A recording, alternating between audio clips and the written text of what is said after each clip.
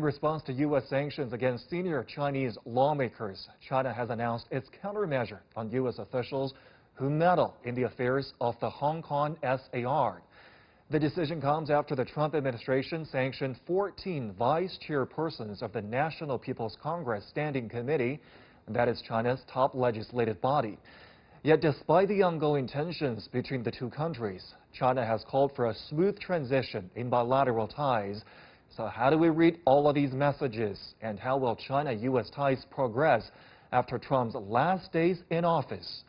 Joining me for the discussion today, in Beijing, Victor Gao, Chair Professor at Soochow University, and from D.C., Eland, Senior Fellow at the Independent Institute. Professor Gao, Dr. Eland, welcome to the program.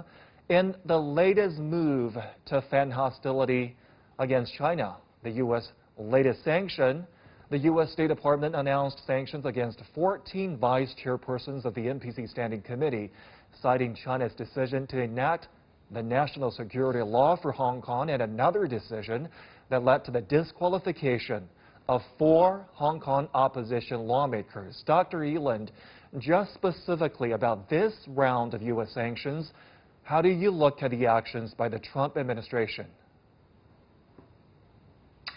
Well, I mean, obviously there's a issue there. The U.S. feels that the Chinese are violating the Sino-British joint declaration, giving Hong Kong a great deal of autonomy and freedom of speech. So they're doing that. But there's also, of course, the Trump administration may be giving China one final shot. If it is the final shot, we'll see what happens in the next 42 days till Trump gets out of office. But, you know, China has been an adversary of Trump, and in some cases a whipping boy for Trump. So I think there may be also, in addition to a legitimate protest over this encroaching on freedom, I think there's also an idea that Trump is, you know, giving China one last shot before he leaves office. And also it helps with his base, I think. He wants to maintain his base so he can either run again for president in 4 years, or he can use his Republican base for other purposes like, you know, marshaling support for being a political force in the Republican Party, etc. So, and China, it's useful to bash China for that reason too, I think. Professor Gao, that is the U.S. perspective on things. China, on the other hand, has called it repeatedly an interference with its domestic affairs regarding Hong Kong. Now, about this latest U.S. sanctions, in reality, what do these sanctions serve to do beyond humiliation? Well, first of all, President Trump's days as the U.S. president are numbered, only 40 days left, and he will soon need to leave the White House. And as to whether he really has a chance to run for the U.S. president, it really depends on how the so many legal issues he will face will bury him into a jail cell, for example. So let's call a spade a spade. This sanction by the U.S. government in the last hours or the days of the Trump administration is, again, a provocation against China, and is, again, a futile attempt to lock in the incoming Biden administration in denying or depriving it of flexibilities in resetting agenda with China. In a sense, it is a very big trap, try to derail China-U.S. relations in a further way as one of the last steps of the Trump administration. I think both China and the United States need to be wise enough not to fall into this trap.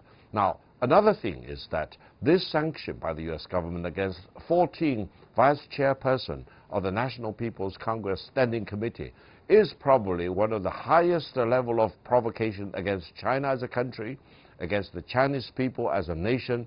This will really arouse indignation among the Chinese people. And we will see that this kind of attitudes and actions by the U.S. government are really against the fundamental interests of the Chinese people, and this will really be written into record as one of the worst things that the United States as a government has done against the Chinese interest. Now, allow me to make another point. This is also against the fundamental interests of the American people. Why? Because as far as China is concerned, keeping the one country, two system is in China's own interest, and granting maximum autonomy and freedom to the people in Hong Kong is in China's fundamental interest. But whatever level of freedom or autonomy for Hong Kong does not include anyone's right to abuse the one country, two system and to use Hong Kong as a platform to sabotage one country, two system, or to sabotage China's sovereignty over Hong Kong. Let's call a spade a spade. Let's don't misguide yourself and misguide the world as if, for example, China is depriving Hong Kong of autonomy. Hong Kong autonomy is in China's own interest. Let's protect one country, two system for Hong Kong. Talking about both sides staying alert of what the Trump administration might be wanting to pull off, and talking about patience, I want to direct both of your attention to a speech made by the Chinese ambassador Cui Tiankai recently. On Wednesday, the Chinese ambassador to the U.S., Cui Tiankai, attended the annual gala of the U.S. China Business Council and released what were perceived as positive signals in bilateral relations in his remarks. Take a look. He said both countries stand to gain from cooperation and lose from confrontation. Cooperation is the only right choice for both. We do have differences and disagreements, but our shared interests always come first, so much so that no difference justifies any conflict or confrontation. He goes on to say that we believe at a time of deepening globalization and closely intertwined interests between the two countries, a new Cold War and decoupling will lead nowhere. Professor Gao, you know, people look for, in these remarks, the tiniest clues as to where Beijing now stands regarding bilateral ties, especially with the incoming Biden administration. Is there something to be read about those remarks made by the ambassador? I think Ambassador Cui Tiankai really has presented China's fundamental position regarding China-U.S. relations in the most eloquent terms. Now, as far as China is concerned, China does not have any intention to become the top dog in the world. China is very happy to live within the international order as we understand it is, and China has no intention at all to replace the United States, for example.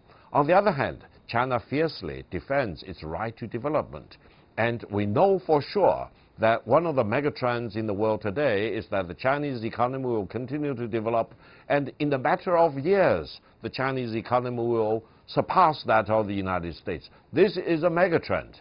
No one in the United States has any power whatever to stop China's continued development and continued rise. But let's ask a very important philosophical question.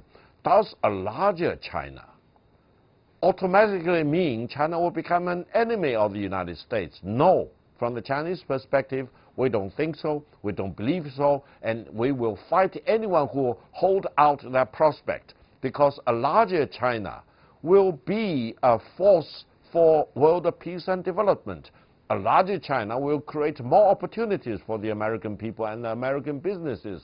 So why couldn't China and the United States find a way to get along with each other? This will be one of the most important challenges facing China as well as the United States, and to solve this problem in an amicable way, in a very steadfast way, will serve the fundamental interest of both the Chinese people and the American people. In that sense, I think China will welcome the prospect of the Biden administration, and we believe with wisdom, courage, and vision, both the Chinese government and the Biden administration will be able to reset agenda for the bilateral relations. That gives us more reason to refuse to be held hostage by the last days or weeks of the Trump administration. President Trump and his team have poisoned China-U.S. relations. We need to go through a disinfection period for the China-U.S. relations, because a better and more stable China-U.S. relations will serve the fundamental interest of both the Chinese people and the American people. Thank you. Before we get to the disinfection phase, let's take another look at just how poisonous these last moves made by the Trump administration will be. Dr. Eland, it almost seems that the Trump administration is racing against time to roll out those hardline, hawkish actions against China. We're talking about visa restrictions on CPC members and their immediate family, approving the arms sales of $280 million to Taiwan, ending 5 cultural exchange programs with China, and adding China's chip maker SMIC and oil giant Sinopec to a blacklist of alleged military companies. You talked about, of course, the Trump administration wanting to solidify its base for future considerations. Are there more reasons, if this is also about making it hard for the Biden administration, will it succeed? Yes, I think your other speaker was right about the fact that they're trying to box the Biden administration in, and I think it effectively does that because people care about what happens to Hong Kong in the United States, and the West feels that China is violating the U.S. Sino-British joint declaration. When you throw out 4 legislators that were duly elected, that's a problem, and I think the national security law is an issue too. So I think there's a legitimate issue. Now, whether these sanctions are going to do any good, I think they're mainly symbolic. Now, of course, symbolic sanctions can have a practical effect. As your other speaker mentioned, they can cause a lot of hostility, and I don't think probably the sanctions are going to change China's behavior. However, it's going to be difficult for Biden to take them off simply because it will be then seen as giving in to this, the U.S. position is that it's a violation of the agreement, and if Biden takes the sanctions off, then it's perceived as caving into that. So I think these sanctions will probably stay on, and I think the Trump administration knows that as well. But there are also, yes, as I mentioned, domestic factors that Trump may be just making things difficult for the Biden administration, which he seems to be doing in other areas, and also to stoke up his political base because, with the trade war we had with China, and which is still going on to some extent, and other issues like the South China Sea, etc., China has become a whipping boy for Trump, and Trump needs enemies to thrive. He does. But I'm optimistic, as your other speaker was, that Biden can change some things. But China and the U.S. are still going to have disagreements. But I think not only in the medium term, when Biden, gets his administration gets fully staffed up and everything, but in the long term, I think that I'm optimistic that China and the U.S. can manage China's rise, and we can trade and do other things. I think the protectionism is going to stick around for a while because both parties in the United States have unfortunately become more protectionist. But I think those issues may work out in the long term as well. Professor Gao, you've spoken at length today about Beijing's stance and attitudes. If we're looking for a reset of bilateral ties between the two sides, from China's perspective, what should China been doing? How should China engage a new incoming U.S. administration, particularly if Biden's hands are tied exactly because of those last-minute hostile actions rolled out by the Trump administration? Thank you very much. This is a very important question. I think this whole campaign to race towards the very last minute of the Trump administration to do more damage and inflict more harm to China-U.S. relations is actually, philosophically, a sign of desperation and hysteria by President Trump and his followers. And this means that their efforts will eventually fail.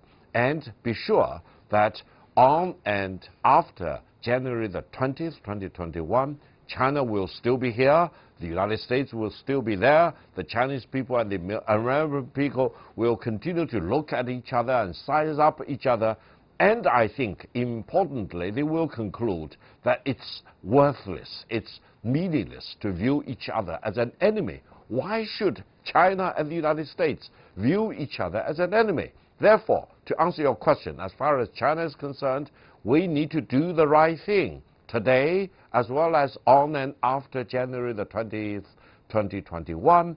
We need to treat the American people as friends rather than an enemy, and both countries need to do the right thing. We need to not only serve our own people, and there is a lot of overlapping interests between the Chinese people and the American people.